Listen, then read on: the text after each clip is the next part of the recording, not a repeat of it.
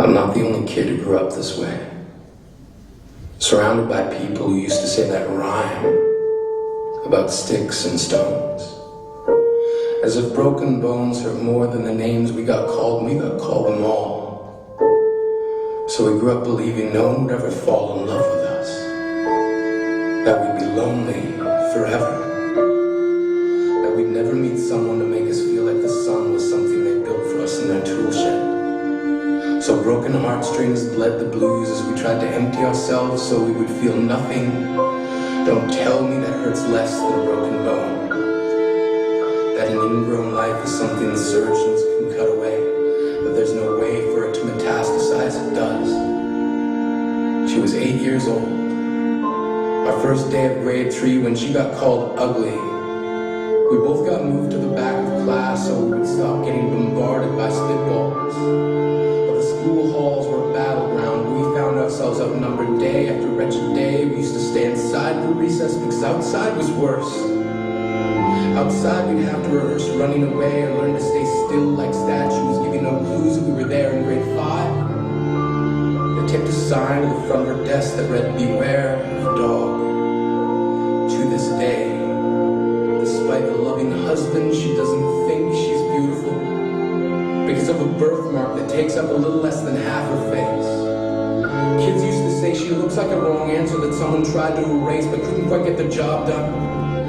And they'll never understand that she's raising 2 kids whose definition of beauty begins with the word mom. Because they see her heart before they see her skin. Because she's only ever always been amazing. He was a broken branch grafted onto a different family tree.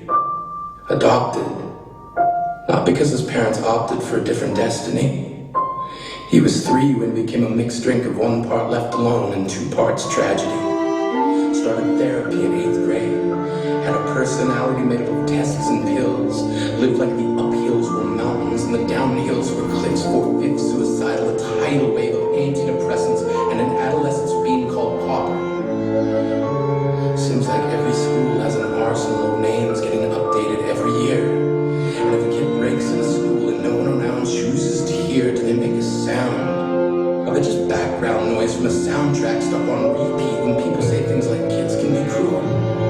Every school was a big top circus tent, and the pecking order went from acrobats to lion tamers, from clowns to carnies.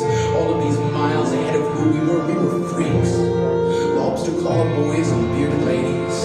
Oddities juggling depression and loneliness, playing solitaire, spinning the bottle, trying to kiss the wounded parts of ourselves and heal.